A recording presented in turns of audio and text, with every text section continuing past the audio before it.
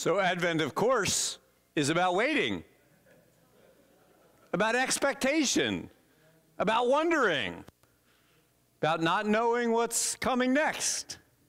So I thought I'd have you experience that for just a minute. I hid in the closet back there in case you came looking for me back there. In this season of waiting, we all know what's coming. You know, it's not like we haven't been through Christmas before, not like we don't know the story to come. But a lot of times, waiting can be productive time. It can be time of preparation, kind of like waiting for a big event, maybe a wedding. You know, it isn't that time is idle. You're preparing and you're thinking, you have expectation, your mind is on that big event. Advent is that kind of season. And I thought this Advent that we would focus on a book in the Bible, in the Old Testament, that more so than any other is a book about waiting, about expectation. It's the book of Isaiah. The prophet Isaiah, more so than any other, wondered and hoped and dreamed and had great expectation about what God would do.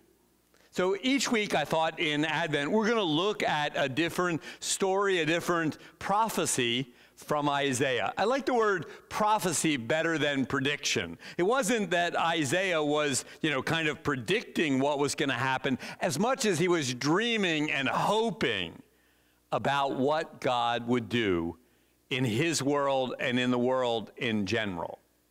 So a little bit of background about Isaiah so you kind of know where he's coming from, and each week we'll learn a little bit more about Isaiah.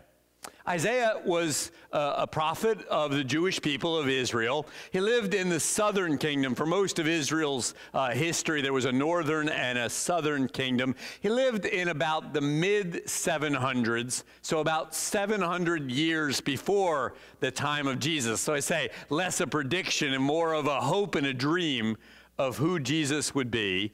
And he lived in very turbulent times. The kingdom of Assyria had come in and defeated, had destroyed Israel, and had taken over the northern kingdom.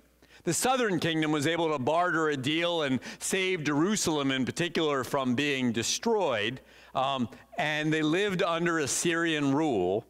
But then the Babylonian Empire came to rise. They defeated the Assyrians and came and kicked the snot out of the Jews a second time. And this time, not just the northern kingdom, but the southern as well, destroyed Jerusalem. And the Babylonians were particularly known in other areas, but in Israel as well, for taking the very best of the people. The royalty, the smartest, the best looking. Their idea was they would take anybody with leadership ability and take them back to Babylon so that there would be no uprisings in kingdoms that they controlled. And the Babylonian Empire lasted for 300 years. So there were people who were taken from their homeland back as captives to Babylon, and their children, their children's children never got to go home. The Jewish people refer to this as the Babylonian captivity. For 300 years, this lasted. And this is the time that Isaiah wrote within, in this time of great turbulence. And so it wouldn't be a surprise that the first theme that we're going to look at in Isaiah is peace, because it's something that Isaiah deeply desired. Let me read to you from Isaiah, the 2nd chapter, starting at verse 1. The word that Isaiah, son of Amos, saw concerning Judah and Jerusalem. In days to come, the mountain of the Lord's house shall be established as the highest of mountains, and shall be raised above the hills. All the nations shall stream to it.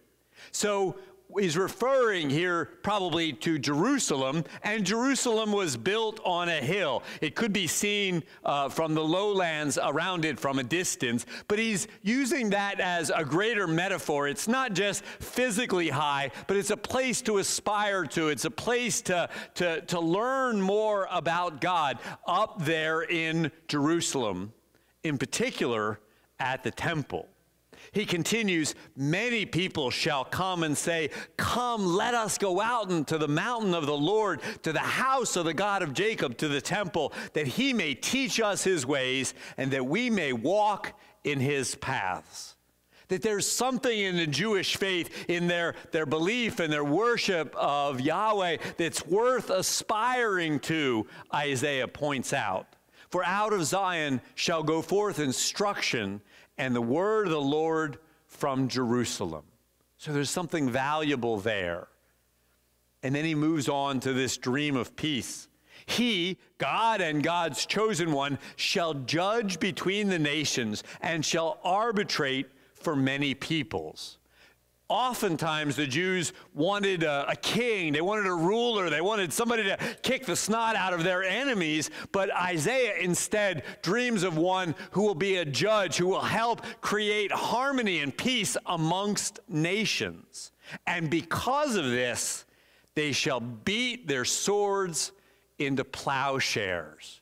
What an amazing dream this is. In a time of great violence, in a time when two different wars defeated Israel, he says, we will no longer need swords. So much so that we'll get to take our swords and we'll get to put them in that primary plowshare that's in a plow to dig a furrow for agricultural work. We won't need our swords anymore. And in that way of Jewish poetry that repeats it in a slightly different way, and their spears, another implement of war, will be turned into pruning hooks, to kind of reach up and, trim branches with. We won't need the swords or the spears anymore. We can turn them into agricultural tools. Nation shall not lift up sword against nation, something Isaiah knew all too well. Neither shall they learn war anymore. They wouldn't even have to learn the strategies and the tactics of war. O house of Jacob, come, let us walk in the light of the Lord. It's a pretty big dream of peace. And in fact, in some of the lessons we continue to look at, we'll see this dream of peace repeated. So I started thinking, how does this peace apply to us in our lives today? Well, there are multiple kinds of peace that we might desire. One of them is peace from war. We still, in our day, historians and sociologists point out that we live in more peaceful times than in the past. Some who are older remember living through much more turbulent times in cases of war. But there still are wars. I went and looked up the other day. Our current wars, still a low-level war in Afghanistan. We still have something like 13,000 U.S. troops in Afghanistan. In Iraq, quite a bit more, and the crisis there with ISIS, something like 113,000 soldiers will spend their Advent, their Christmas season in that area of the world. There still is the Syrian civil war taking place, as well a war, the Yemeni civil war. And then you may have seen in the news, too, in Africa, the warlord Boko Haram, that conflict as well. Those are our current wars. And to imagine Jesus' love, the things that Jesus taught us about compassion, how they would change some of those situations of war. But those places probably feel awfully distant to us. Certainly there's a need for peace that's closer. The hatred and the violence that we sometimes see all around us. You don't have but open a newspaper and to hear stories of things taking place here in our community and not far from us. I was particularly struck by the story, because I live in Bel Air, about a home invasion in Bel Air. I don't know if you saw the story of actually a bank teller who one of his customers withdrew a bunch of cash, and he got this crazy idea. He had access to the address and went and tried to rob him. It was foiled, but we see stuff like that locally.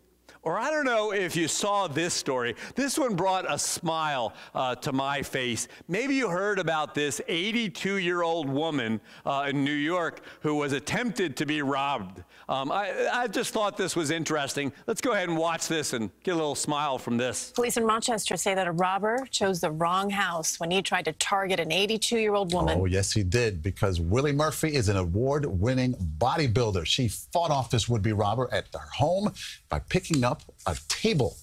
I took that table and I went to working on him, and guess what? The table broke. When he's down, I'm jumping on him. I had really did a number on that man. I'm alone and I'm old, but guess what? I'm tough. Look at her. She is ripped. Like, seriously. Suspect had to be taken to the hospital, police say. She is. I like that about Willie.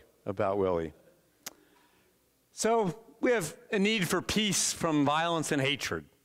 And I think especially in this season, sometimes we think about peace in our relationships. Just kind of went through Thanksgiving. Maybe some are kind of feeling that a little bit as well in this time of year.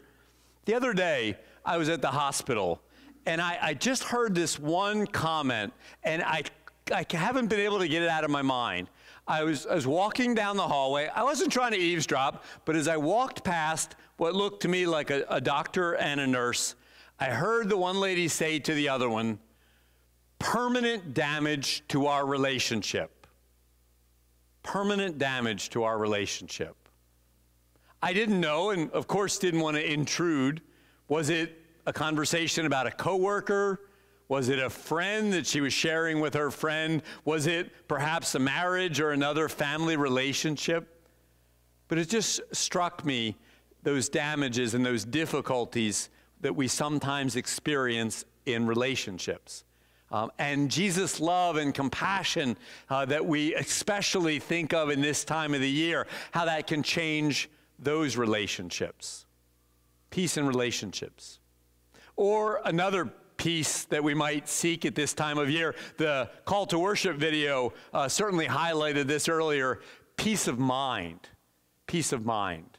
Such a busy, frantic time of the year. I love in that video, by the way, how the ho, ho, ho becomes go, go, go. Because that's so often how this time of the year is. That we would just stop and slow down a little bit and experience Jesus' peace in our lives. Thought it a good time to highlight that our 2020 worship series that starts just after the new year will be on the topic of mindfulness. Certainly an opportunity to think and relate in calmer, more centered ways. Maybe you've heard the term mindfulness. It's a kind of a new term, but it really refers to something that's quite ancient. You find it scattered throughout the scriptures, being more attentive to the world we live in. We're going to focus on that and how Jesus can help us with peace of mind in the new year. Or one last peace we might seek would be peace with God. A deeper relationship with God. And certainly this season has an opportunity for us to relate to Jesus in deeper ways. Is this not the main reason that Jesus came on earth? That we might understand God, have a deeper relationship with God than we'd experienced before. This season of preparation certainly has many opportunities for us to seek the deeper peace that we so need from God. Amen.